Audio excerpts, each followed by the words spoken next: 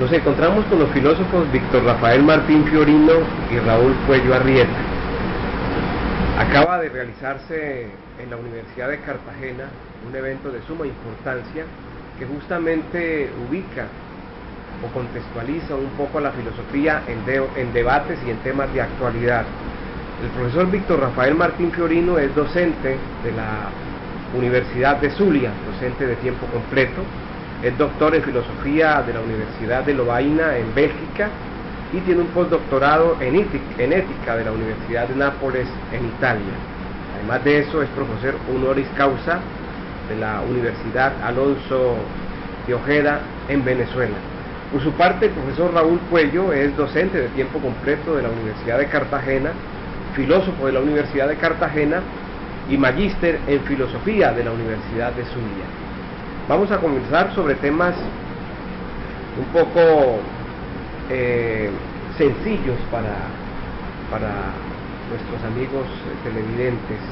Profesor Víctor Rafael, quiero comenzar con una pregunta un poco puntual y un poco sencilla. Hace muchos años, hace mucho tiempo, el poeta alemán Hölderlin reflexionaba sobre ¿para qué poetas en tiempos de penuria? Y eso es una pregunta que también de alguna manera sugirió algunas ideas en el mismo Heidegger y en el mismo Adorno. Yo traslado esa pregunta a este terreno concreto de la filosofía. ¿Para qué la filosofía en tiempos de penuria? Una metáfora puede aclararnos algo acerca de esto. El descubridor de las cataratas del Iguazú iba cada vez más rápido en las canoas hasta que por un momento todas las canoas de su expedición se cayeron en las cataratas y murieron todos los miembros de la expedición. La metáfora y la moraleja, ir cada vez más rápido sin saber a dónde se va, puede ser muy riesgoso. ¿Para qué está el filósofo? Para abrir un debate, no para dar lecciones precisas de dónde debemos ir, para abrir un debate a fin de que reflexionemos hacia dónde queremos ir, qué es lo más valioso que nos planteamos como objetivo y hacia dónde queremos construir un proyecto compartido. Si esto es así, podemos pensar que en una sociedad tan conflictiva como la sociedad mundial, latinoamericana, colombiana y venezolana, en sociedades tan conflictivas, hoy más que nunca es necesario saber a dónde queremos ir. Y allí está el papel del filósofo, no para dictar una sentencia, dictar un camino obligatorio, sino para orientar un debate social en donde sobre ideas valiosas digamos lo que puede ser un elemento que nos permita realizar nuestro proyecto como personas, como organizaciones y como país. Da la impresión, profesor Víctor Rafael, la mayoría de las personas, el grueso de la población tiene la impresión de que la filosofía y de que los filósofos son seres abstractos, que están en la abstracción, que están siempre trabajando la metafísica, el discurso, el lenguaje. ¿De qué se ocupa hoy por hoy? ¿O de qué puede ocuparse hoy por hoy, teniendo en cuenta que una de las, digamos, de los temas que se desarrolla en el Congreso de Filosofía en la Universidad de Cartagena es, por ejemplo, el asunto de la convivencia? El filósofo se ocupa principalmente de pensar cuáles son los elementos valiosos de la vida.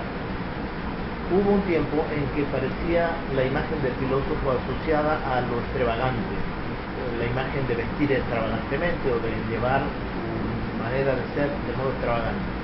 Pero eso fue de alguna manera porque la filosofía buscaba señalar que no había que seguir simplemente las tendencias del momento, como tomarse un paso atrás. Pero ese momento ya pasó. El lugar del filósofo hoy no es la extravagancia, es la profundidad.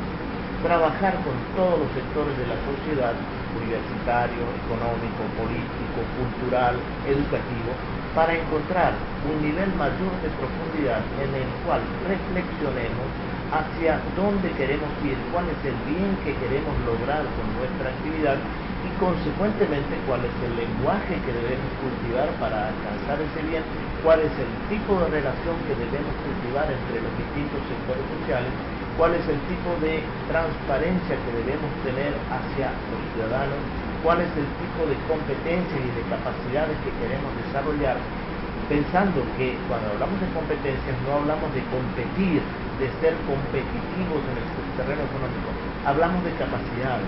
cuáles son las capacidades, y hay algunos autores muy valiosos que nos enseñan que la ética de las capacidades es el camino para que seamos mejores ciudadanos, para que tengamos una sociedad mejor y para que tengamos organizaciones más valiosas, universidades, empresas, gobiernos.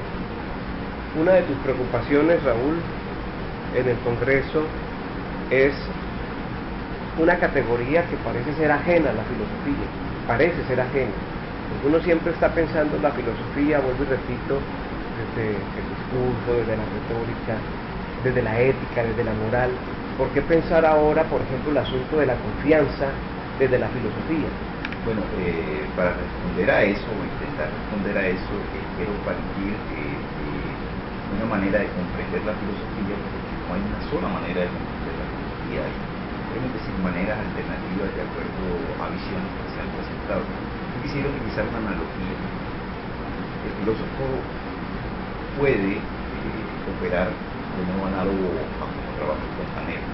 Cuando hay un problema en el sistema de alcantarillado, uno detecta el problema fácilmente y busca a una persona, a un especialista que se encarga de solucionar el problema, porque es un sistema subyacente completo que se ha creado para poder tener acceso a un líquido vital como es el agua o para hacer una serie de necesidades.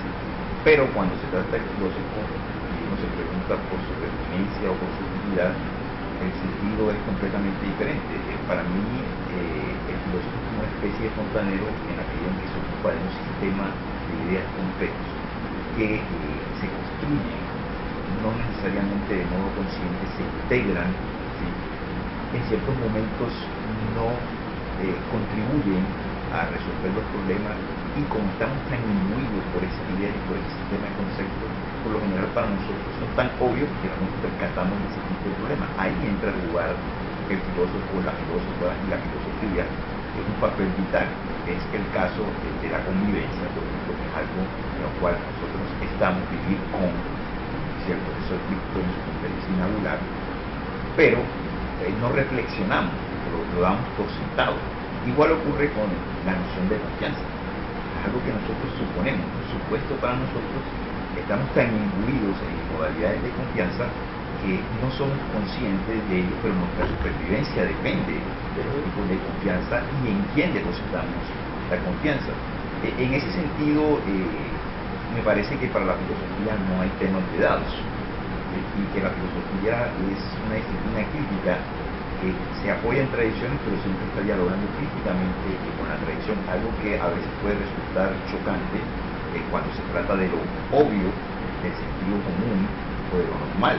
Cuando uno tematiza una serie de aspectos que se consideran normales, ese tipo de elementos parecen extraños. De allí esa visión del filósofo como extravagante o como alguien incomprendido o como un solitario que se ocupa de cosas que pueden resultar incluso hasta un despropósito o puede estar asociado a la locura, que son cosas que por lo general nosotros no tematizamos. Entonces la filosofía también es una labor que se encarga de revisar nuestros supuestos fundamentales, porque son supuestos con los que nosotros construimos visiones de lo real, con los que nosotros construimos vida, sobre todo. Ahí es para mí donde se ubica la relación entre filosofía, mundo de la vida y filosofía y realidad.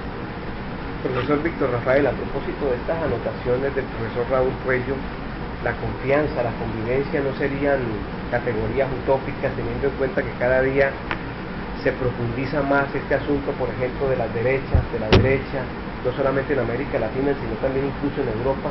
¿Cómo hablar de confianza y cómo hablar de convivencia en medio de estas vertientes que cada vez cobran más fuerza? El tema de la convivencia es siempre un tema central, y hoy más que nunca es el tema central de la cultura y de la relación entre las culturas. ¿Por qué?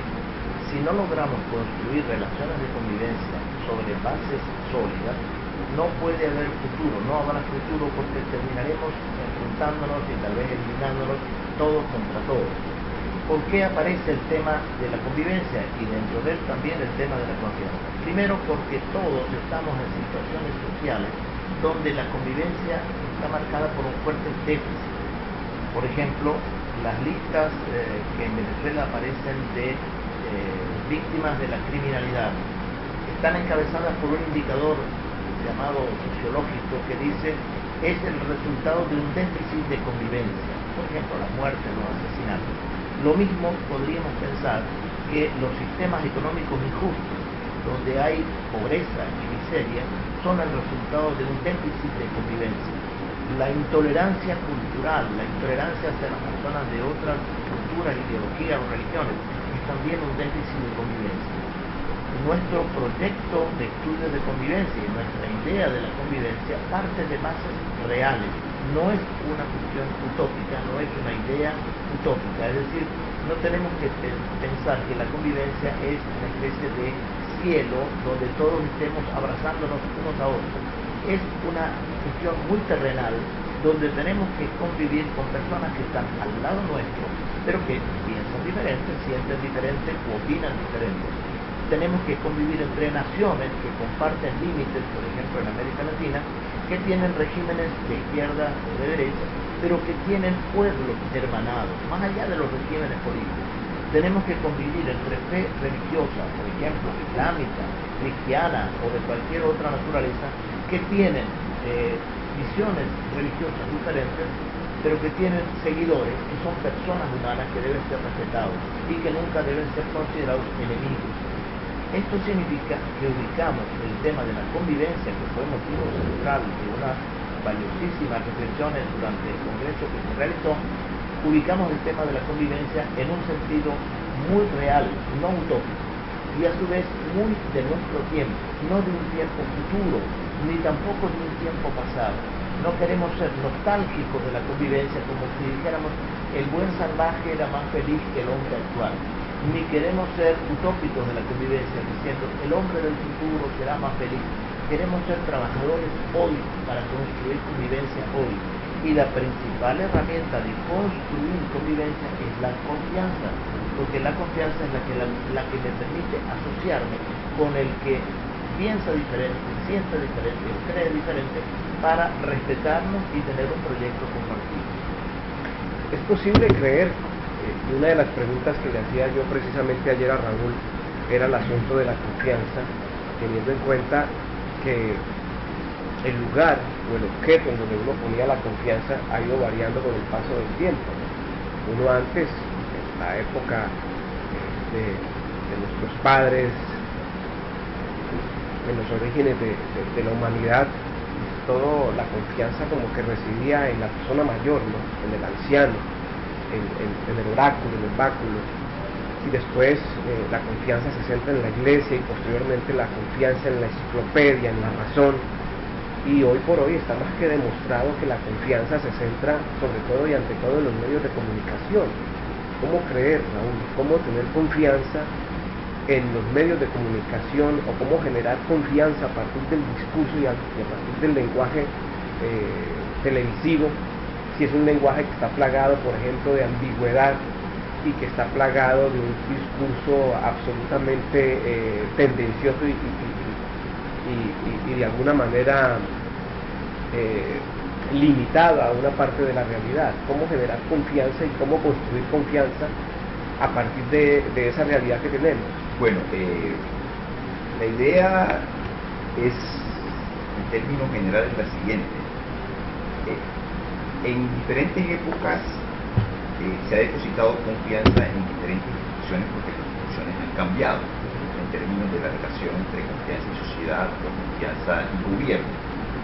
Una cosa es la confianza en los ancianos, cuando en una sociedad los ancianos se configuraban en una institución de autoridad. Otra cosa es la confianza en la institución como la Iglesia Católica Apostólica Romana, que sirvió para regular relaciones entre individuos, incluso entre desconocidos. Otra cosa es la confianza en un Estado democrático de derecho, un Estado representativo que se da en la moralidad. Otra cosa es la confianza que se da en los medios masivos de comunicación como un instrumento de divulgación de información, incluso que tiene implicaciones de orden pedagógico en el siglo XX. Esa es una modalidad de confianza, pero también hay otras cosas en nuestras maneras importantes que no cambian. de nuestro grado de confianza depende nuestra supervivencia, como ha planteado el profesor Víctor Martín, ¿sí? Y eso no ha cambiado a nivel cultural. Independientemente, nosotros tenemos cierto tipo de vinculación frente a lo que denominamos real. Entonces, ahí es donde hay que tener en cuenta los niveles, que fue lo que yo intenté señalar durante el simposio nacional, y es confianza a través del lenguaje y la confianza en el lenguaje. La confianza en el lenguaje es algo en lo que nosotros estamos imbuidos y no somos conscientes de eso. ¿Por qué? Porque tenemos unas presunciones, una primera presunción que comprendemos, ¿sí?, aquello que estamos escuchando, que estamos leyendo. ¿Sí? Una presunción de verdad, y es, bueno, que hay un grado de confiabilidad, que lo que se está diciendo es verdadero porque es falso, que somos nosotros manipulados, y hay una presunción de valor, y es el grado de relevancia si tiene frente a lo que se dice, por lo que uno está diciendo es importante, ¿no? Un poco frente a la presunción de valor, la pregunta crítica que surge es, bueno, ¿y por qué importa o por qué no importa a mí lo que me están diciendo? Cosas así por el estilo. Ese tipo de confianza en el lenguaje, en algo en lo que nosotros estamos incluidos. Nosotros operamos para poder comunicarnos, para poder interactuar. Otra cosa es la confianza a través del lenguaje. Ahí es donde viene entonces ya el papel de la credibilidad, podríamos decir en términos retóricos, de el orador o la oradora, los argumentos y el tipo de auditorio. Ahí es donde viene entonces cierto tipo de elementos. O dependemos y nos arrojamos de un modo absoluto a la información que nos brindan los medios de comunicación, y estamos expuestos a una completa manipulación, o tratando de buscar un balance en términos de una sensibilidad crítica. Y en ese sentido uno puede encontrar que, claro, el lenguaje de los medios está plagado de ambigüedad, como cualquier lenguaje natural o cualquier lenguaje ordinario, porque la ambigüedad es inherente al lenguaje, es polisémico, plurisignificativo. El asunto es desarrollar precisamente un conjunto de instituciones en una actitud crítica para poder tomar una distancia. Eso no significa entonces que uno esté filosofando las 24 horas, no se trata de eso, porque igual, aunque criticamos, estamos confiando. La crítica no implica ausencia de confianza, pero es tratar de mantener un balance como tal. Para eso, me parece a mí, y creo que es uno de los elementos ahí, la educación juega un papel importante, porque es que el ciudadano se convierte en, podríamos decir, en un mediador, también en términos de la configuración de esa categoría tan nebulosa que es la opinión pública y la opinión crítica, que en nuestras democracias es realmente débil o es realmente frágil. A mí me parece que una educación en la cual el lenguaje sea transversal y que se desarrolle una serie de habilidades, una serie de competencias que fortalezcan el discernimiento, la actitud crítica del ciudadano, contribuye también a un filtro en términos de el manejo de los medios de comunicación. Un ejemplo puede ser, aquí en el caso colombiano, lo que pasó con la reforma a la justicia. El cubrimiento de los medios inicial fue un cubrimiento que no mostró ningún tipo de imparcialidad, ningún tipo de profesionalismo. En realidad fue un discurso completamente oficialista, pero cuando comenzó el ciclo crítico por parte de la población, en la cual medios de comunicación, y sobre todo medios virtuales como el Twitter, jugaron un papel importante en el Facebook, pues el discurso varió por completo. Uno puede encontrar la arremetida crítica, por ejemplo, de Mabel Lara a Simón Gaviria. Ya ahí hay una actitud completamente diferente, una opinión crítica. ¿Por qué? Porque lo que hicieron los medios de comunicación fue en ese momento analizar el contrapeso que había por parte de un conjunto de la población que no fue mayoritaria, y eso tuvo una serie de efectos incluso de carácter gubernamental. La decisión del presidente Juan Manuel Santos, o lo que pasó en la reforma en contra a la ley 30, por parte de los estudiantes, que hubo un manejo acrítico por parte de los medios, pero cuando comenzó la movilización, vale decirlo, que una movilización en un país como Colombia genera desconfianza, pero también contribuyó, por otra parte, a generar confianza, y es la idea de que puede haber una movilización pacífica, una movilización democrática, una movilización que no tiene por qué asociarse con grupos al margen de la ley, porque en Colombia cualquier tipo de oposición o crítica al gobierno enseguida es cuadriculada como comunismo o como adscripción en términos de un prejuicio por asociación. O sea, a mí me parece que esos son elementos que es importante tener en cuenta, porque la educación, una educación democrática con un cultivo del lenguaje incide en la dimensión crítica, y esa dimensión crítica sí tiene una consecuencia fundamental, porque es que es el contrapeso para el manejo abusivo y el manejo arbitrario que tienen los medios de comunicación. En ese sentido, lo que está por construirse en términos de convivencia en estos países en Latinoamérica es la configuración real de opinión pública, y no solo de opinión pública, sino de opinión crítica, lo cual requiere cualificación. Claro, tiene que haber una opinión crítica, porque no basta la opinión solamente, ¿no? Claro. A veces, como decía Camila, más es irracional, ¿no? Y se deja llevar por un juicio que puede ser considerado una verdad, pero que realmente no hay una opinión crítica frente a eso. Profesor Víctor Rafael, esto que estamos conversando aquí con Raúl y con usted, profesor Víctor, los televidentes, a los espectadores les puede sonar muy agradable, muy bonito en términos de definición, pero por ejemplo en una ciudad como Cartagena, Raúl, profesor Víctor, que supongo que ha conocido algunas cosas de esta ciudad, que es bastante compleja, ¿no?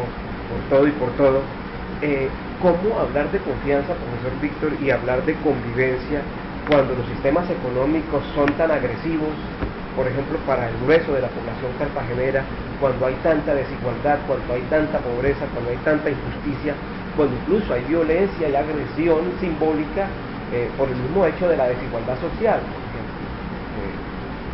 Una persona que puede transitar fácilmente por la ciudad amurallada en un carro que puede costar 200, 300 millones de pesos, mientras un vendedor ambulante, es decir, hay unos niveles de agresividad que de alguna manera uno puede pensar que todo esto va en contravía de eso que se está planteando como una búsqueda y como un ideal. Sí, precisamente insistíamos en el simposio binacional en que la búsqueda de convivencia no es una tarea ni utópica ni tampoco fuera del tiempo, lo cual se puede llamar crónica, pero no es utópica ni fuera del tiempo, en el sentido en que tenemos que concretarla a situaciones vividas realmente por la población. En este sentido son situaciones económicas, por ejemplo las desigualdades son un déficit de convivencia tan grave como la criminalidad, las desigualdades económicas. ¿Qué podemos hacer? Empezar a trabajar para bajarlas a su nivel mínimo y en la medida de lo posible por descartarlas.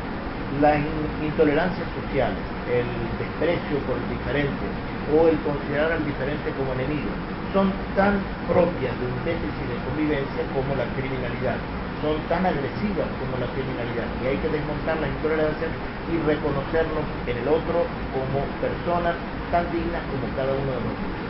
La persecución por cualquier motivo, por motivos económicos, políticos, religiosos, sociales, es tan negativa como resultado del déficit de convivencia que tenemos que trabajar para disminuir. Es decir, si bien no podemos abarcar de una vez la resolución de los problemas macro que nos están envolviendo, sí podemos empezar a romper la lógica que los sostiene y además provocar más aceleración que permita empezar a trabajar con personas concretas, con sujetos concretos, con organizaciones concretas para cambiar esa situación. El simposio abordaba a nivel binacional situaciones que tienen gran vigencia tanto para Colombia como para Venezuela y que pueden ser proyectadas a nivel internacional. Nosotros hacíamos dos esquemas. Decíamos, muchos de nosotros viviendo estas situaciones de injusticia sentimos que estamos en una situación de supervivencia. Cualquiera de nosotros está tomando un café en un sitio público y llega alguien con miseria a pedirnos una moneda. Eso es una situación de todos los días y de cada momento. Eso es algo que choca violentamente, algo que nos impacta violentamente. Y ahí estamos en la condición real de supervivencia. Hay muchas personas que sobreviven sin ninguna expectativa en nuestra sociedad. Eso es intolerable y es una realidad sobre la que hay que empezar a trabajar ya. La miseria es intolerable, es absolutamente intolerable. La supervivencia tiene que permitirnos llegar a la coexistencia, es decir, a reconocernos como diferentes y a respetarnos. Pero no basta, la coexistencia tiene que ayudarnos a convivir, es decir, a unirnos en un proyecto de mejoramiento con ese otro que hoy está sobreviviendo, que está excluido. No solamente buscar hacerle un lugar en una estructura más humana, sino empezar a plantear el modo de crear estructuras para que eso no se repita nunca más, las situaciones de miseria o de exclusión. El pasaje de supervivencia a coexistencia y a convivencia se puede ilustrar con una metáfora que los venezolanos y los colombianos podemos pensar. La convivencia se construye pasando de una primera situación que llamaríamos el alto el fuego, dejar de agredirnos entre nosotros, el alto el fuego. Todavía en el alto el fuego desconfiamos extremadamente del otro, lo único que hacemos es dejar de disparar, pero es importante porque muchas de nuestras relaciones sociales, económicas, sociales, políticas, están hechas de disparos, todavía nos agredimos físicamente. El que va en un coche de lujo y no mira siquiera al mendigo es una agresión real. Por lo tanto, dejar de dispararnos, dejar de agredir, bajar el nivel, impedir el nivel de disparo. Del alto al fuego hay que pasar al pacto. El pacto todavía es muy débil, pero es por lo menos decir, vamos a ponernos de acuerdo en que esto no se repita, vamos a pactar, no todavía a hacer nada juntos, pero por lo menos pactar.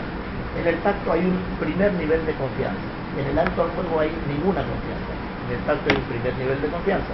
El pacto no basta, porque el pacto es seguir siendo enemigos nada más sin agredirse. Hay que pasar al acuerdo. El acuerdo es ya no dispararse, hacer un pacto, pero además tener algunos valores en común, por lo menos respetar la vida, respetar la diferencia, respetar el diálogo. El acuerdo no basta si no lo convertimos en una obligación de cumplir el acuerdo, es decir, un compromiso. Ese compromiso puede adoptar la forma de un contrato. La historia del contrato social tiene una larga tradición, pero ese contrato hoy tiene que ser visto de otra manera. No basta un contrato formal, hay que hacer un contrato de otras características y tiene que ser un contrato fundamentalmente moral, pero basado en el compromiso de todos los actores. Que no sea el contrato en el cual el débil debe aceptar los términos del contrato y el fuerte impone los términos del contrato. No, ese no es el contrato que buscamos. El contrato es un compromiso de, digamos, igualdad de posiciones. Eso le llaman los teóricos hoy. No basta la igualdad de oportunidades, tiene que haber igualdad de posiciones. Es decir, desde donde yo estoy en la sociedad debo poder tener las mismas capacidades para desarrollar mi proyecto de vida y no simplemente oportunidades. Debo tener posiciones para desarrollar mi vida. Y finalmente, no basta todavía el contrato, el compromiso. Tenemos que establecer una alianza. ¿Por qué la alianza? La alianza es proyecto hacia el futuro. Cuando nosotros hacemos una alianza que nos ponemos en el dedo, por ejemplo, con un compromiso matrimonial, lo que hacemos es un proyecto de futuro. No nos garantiza nadie que eso va a ser exitoso, pero hacemos una apuesta. Es el grado más alto de confianza. Apostamos a que, ante la incertidumbre, apostamos a querer construir confianza juntos. Hoy nuestras sociedades, colombiana y venezolana, pero también latinoamericana y también mundial, necesita ese nivel de confianza, ese nivel de alianza para construir un proyecto común en el cual no quepa más la miseria, no quepa más la injusticia, no quepa más la exclusión. Pero esto es sobre bases muy concretas y en este simposio lo hemos abordado así. Bueno, Raúl, tú tocas algo que es sumamente importante y es el asunto de la incertidumbre, que sin lugar a dudas podríamos decir que la ausencia de ella genera confianza. Pero como en un país, yo me atrevería a decir ni siquiera polarizado, porque el caso de Colombia no es polarización.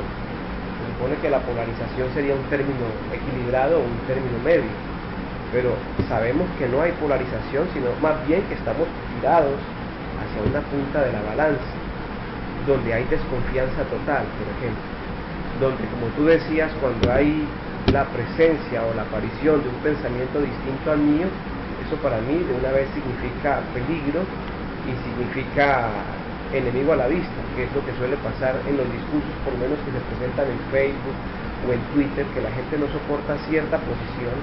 ¿Cómo recuperar, por ejemplo, en un país, utilicemos el término polarizado, aunque no vale, en un país como Colombia, la confianza, cuando lo que más impera es la incertidumbre, la desconfianza, el vacío, la incredulidad?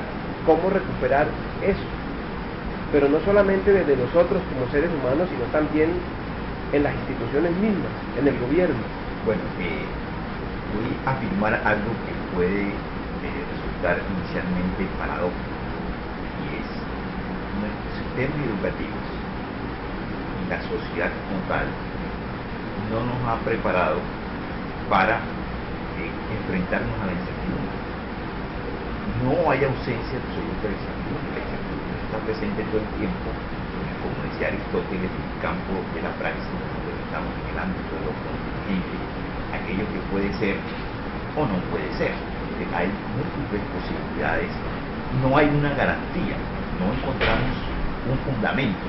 Entonces, en ese sentido, nuestra educación no nos ha preparado para eso. Y creo que uno de los elementos claves para poder afrontar ese nivel de incertidumbre y estar preparados psicológica y emocionalmente para ello es la enseñanza y la sensibilidad frente al cultivo de la argumentación. Nosotros somos sociedades que no hemos sido educadas para lo que implica argumentar, y no solo argumentar, sino hacerlo bien. ¿A qué me refiero con esto?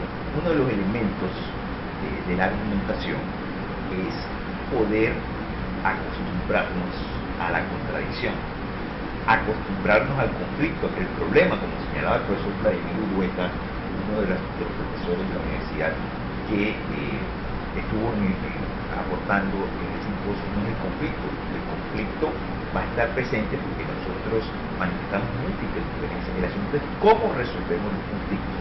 El diálogo es una modalidad de resolución de conflicto. Hay otras modalidades.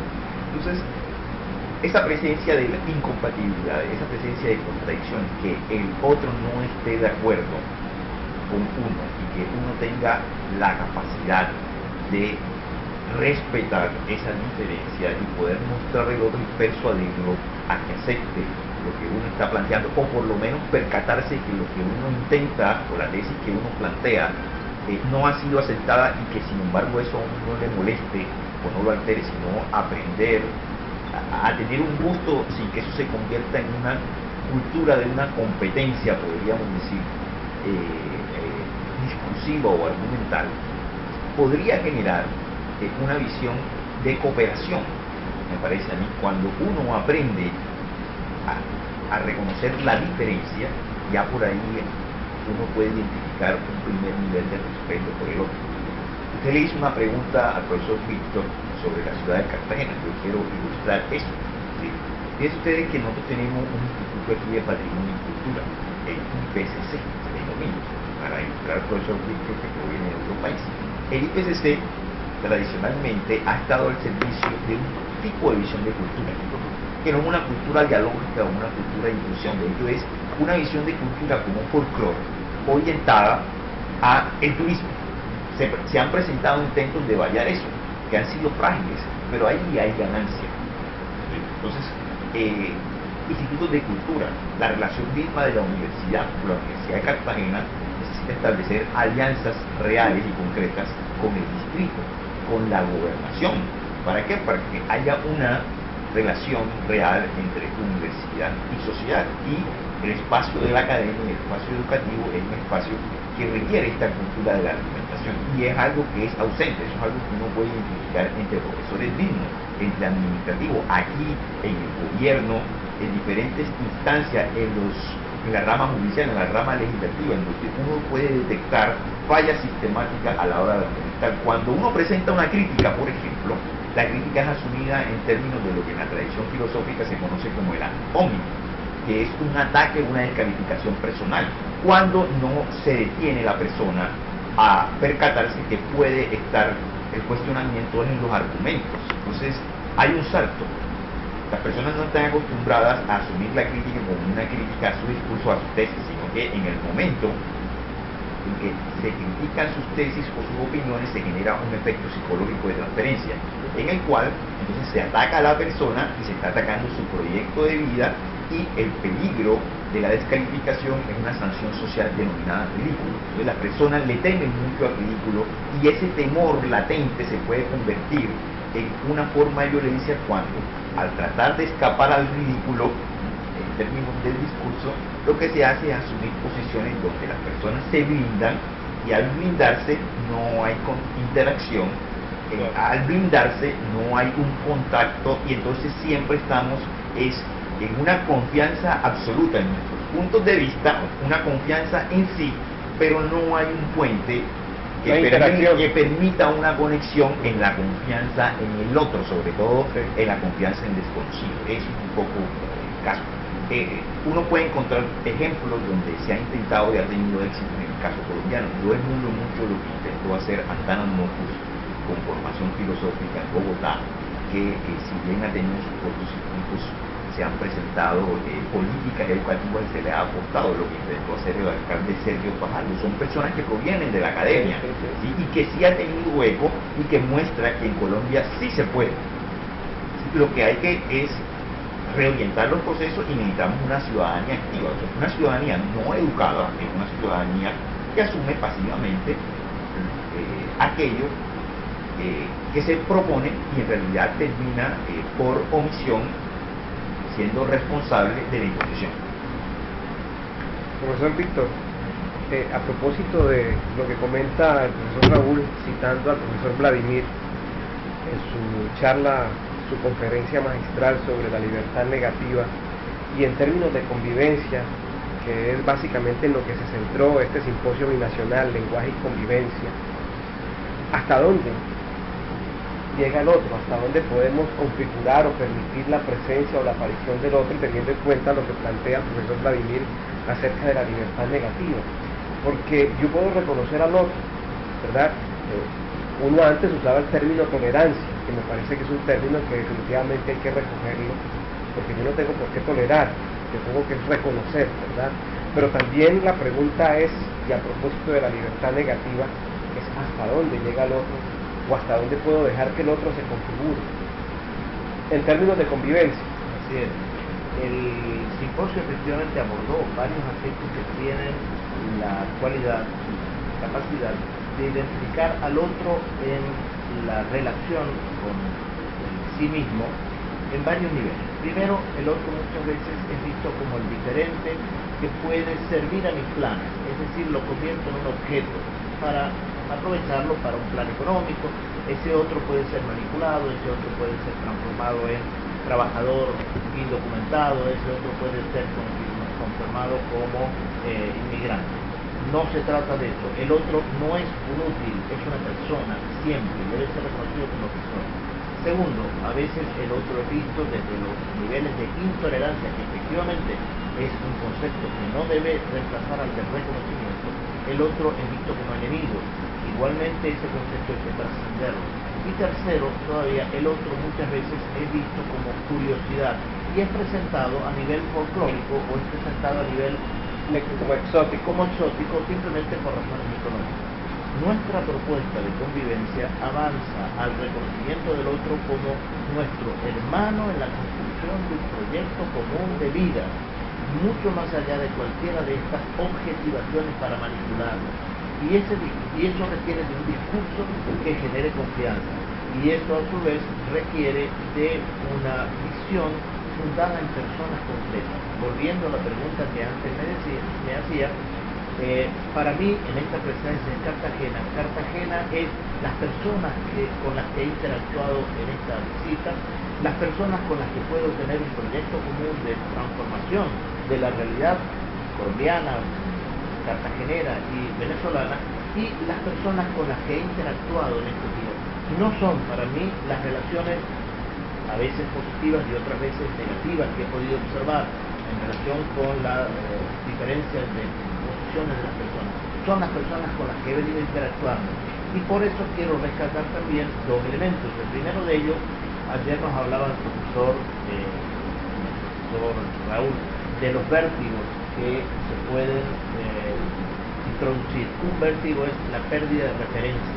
La universidad, y en este caso la Universidad de Cartagena, aliada a la Corporación Minuto de Dios que organizaron el simposio binacional, se constituyen en una referencia que evita el vértigo precisamente para volver a decir, en la universidad hay un equipo de personas que está trabajando para rehacer confianza, para construir convivencia y para reconstruir una ciudadanía activa crítica, capaz de no aceptar países polarizados, sociedades polarizadas, sociedades que nos hacen objeto de planes políticos que van más allá de nosotros. En este sentido, en este simposio se acordó la creación de un centro que nos va a unir a nivel internacional para trabajar como centro de estudios de convivencia. Y por otro lado, la Universidad del Zulia y el Programa General de Estudios de Convivencia, que es un programa que ya viene caminando, le está haciendo a la Universidad de Cartagena, a la Facultad de Ciencias Humanas y al Departamento de Filosofía en particular, y también a la Corporación Minuto de Dios, un reconocimiento especial por haber organizado la primera actividad internacional del programa de estudios de convivencia. Este reconocimiento va a ser el punto de partida de muchas actividades en común. También la Universidad del Zulia, a través de mi persona, me está haciendo una donación de aproximadamente un fondo de 200 libros, que van a ser los libros que esperamos constituyan la plataforma inicial para muchos de ellos. De modo que eso es Cartagena. El impulso de cambio, el impulso de transformación, las personas comprometidas. Eso es para nosotros Cartagena. Vamos a propósito del planteamiento que hace el profesor Raúl sobre la ciudad, hablando del contexto, hablando de lo real, de lo que tenemos aquí inmediato. En términos de esta convivencia, de el estar interactuando todo el tiempo con la gente, hay cosas del otro que me molestan, hay cosas del otro que no debo tolerar, hay cosas del otro que van en contra de esa libertad que yo como persona y como sujeto busco. Me gustaría, profesor Víctor, que se nos aclarara, que se aclarara los términos, por ejemplo, convivir y coexistir, porque uno la mayoría de las veces supone que es lo mismo. ¿Cuál es la diferencia entre convivir, que es lo que por lo general hacemos todo el tiempo, y coexistir? Muy bien, en el Programa Internacional de Convivencia, este es un eje central. Y partimos de la diferenciación que hacíamos más temprano: sobrevivir, coexistir y convivir. Sobrevivir es necesario, hay que estar vivos, tenemos que estar vivos, pero sobrevivir es una plataforma, no es una meta, porque sobrevivir es parte de nuestra condición de viviente. Lo compartimos con los animales son mejores que nosotros para sobrevivir, tienen mucha mayor capacidad de supervivencia. No basta sino mirar los potrillitos recién nacidos, que a las pocas horas están parados y a los 2 días están caminando y trotando por la pradera. Los animales sobreviven mejor, pero no están hechos para vivir o para construir una vida humana o la vida buena de la que nos hablaba Aristóteles. Entonces, hay que sobrevivir, hay que estar vivos, pero no basta. Coexistir, ¿qué significa? Estar existiendo uno al lado de otro, aún respetándonos y reconociéndonos como diferentes, pero sin tener nada en común. Coexistir es existir uno juxtapuesto. Que es lo que sucede todo el tiempo, todos los días, normalmente. Coexistir es como subirse a un autobús sin conocer al otro y sin tener tampoco el deseo de conocerlo. De conocerlo, sin saludarlo, un habitar en un espacio. Es una función, el autobús nos une por una función, trasladarnos de un punto a otro, nada más. Coexistir es simplemente estar montados en el autobús de la vida sin tener ningún interés el uno por el otro. Convivir es estar sobreviviendo primero. Coexistir, porque tenemos que estar montados en autobuses comunes, pero luego interesarme por el otro para poder construir juntos un proyecto de mejoramiento de la vida. Convivir es no pasar al lado del otro, no simplemente venir a una oficina, hacer un trabajo e irme sin que me importe la persona. No es estar cerca de la persona que está en condición de necesidad extrema, si acaso darle una moneda, pero no interesarme nunca más por lo que le pasa. Convivir es hacer proyectos sobre valores compartidos con todos y cada una de las personas concretas, por eso no es utopía, concretas. Convivir es que en los recintos universitarios tengamos la mejor relación posible entre profesores, estudiantes, autoridades, empleados, todos y cada uno. Convivir es que en la vida política, en la vida ciudadana, nos interesemos de todos y cada uno de los ciudadanos.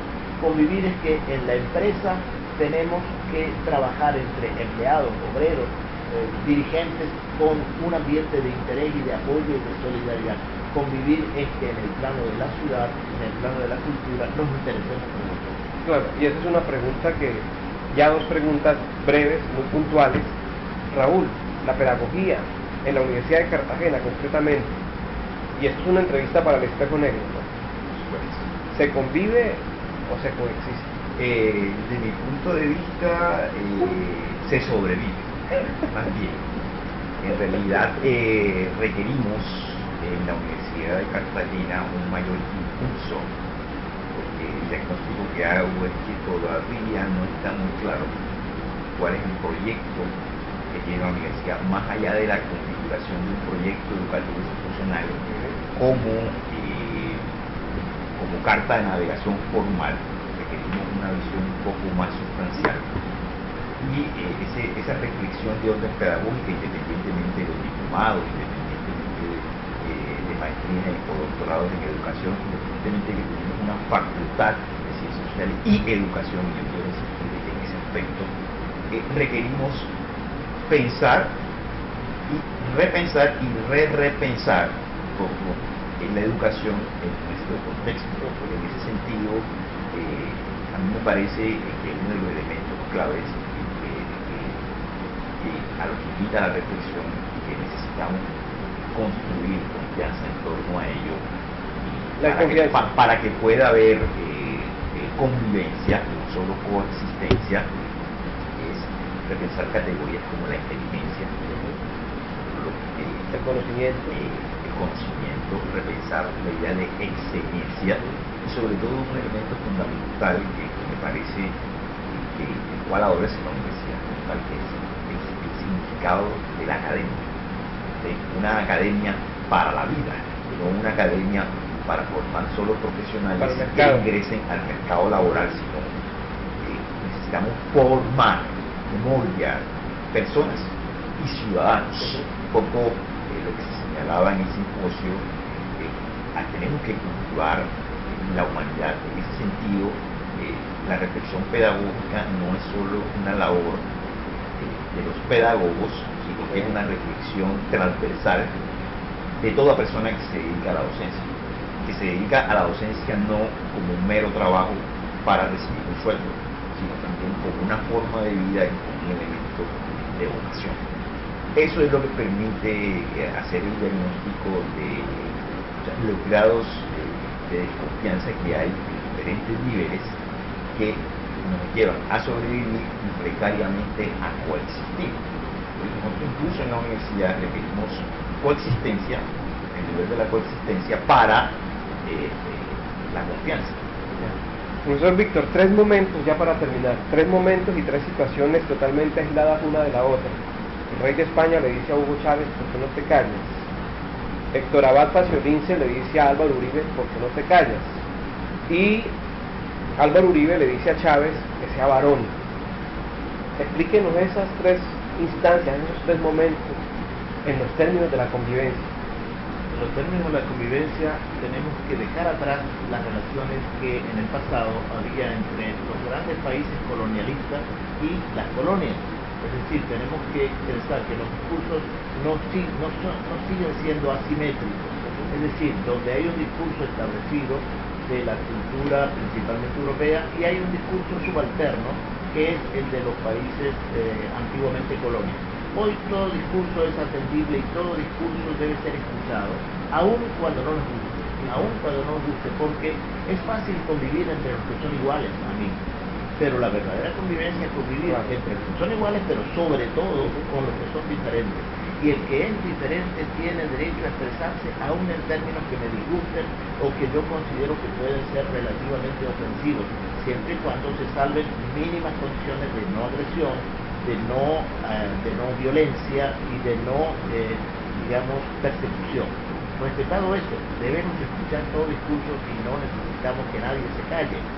En este sentido, igualmente, cuando decimos que alguien debe ser, por ejemplo, debe tener más agallas para enfrentar una situación, no debemos presuponer que ser valiente es algo que yo defino y que el otro no puede saber. Ser valiente no es algo que sea propiedad de nadie, ni mucho menos de un lenguaje político determinado.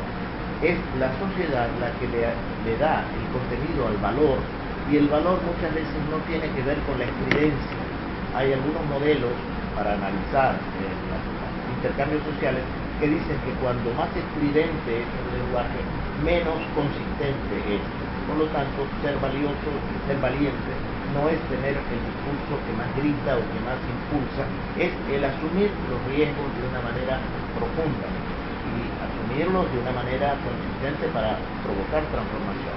En este sentido, finalizando, quiero señalar lo siguiente: retomar en la política, retomar en la universidad el concepto de excelencia significa recordar que entre los griegos, para Aristóteles en particular, excelencia era una virtud ética, y la virtud ética, arete exactamente, era una virtud que no se acababa en la función, sino que iba más allá, iba al bien que se produce.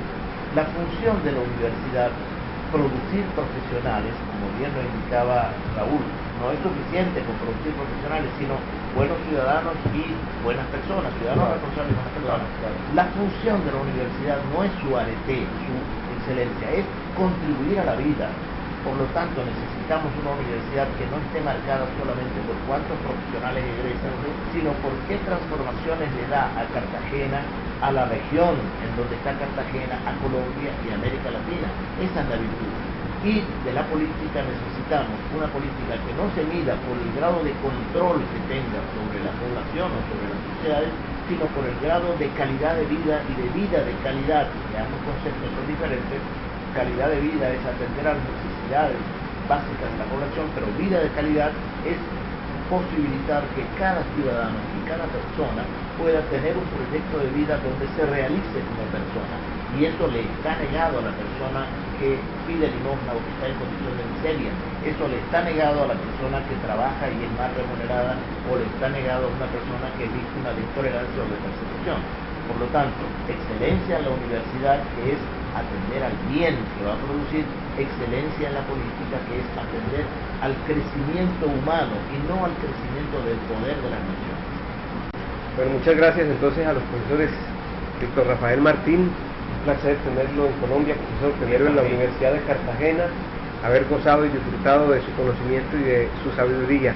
Y también el profesor Raúl Puello Arrieta, que es nuestro docente de tiempo completo aquí en la Universidad de Cartagena en el programa de filosofía. Esto fue una entrevista para El Espejo Negro, para nuestro director Carlos Enrique Rivera, nuestros agradecimientos, y bueno, les acompañó también Winston Morales Chavarro.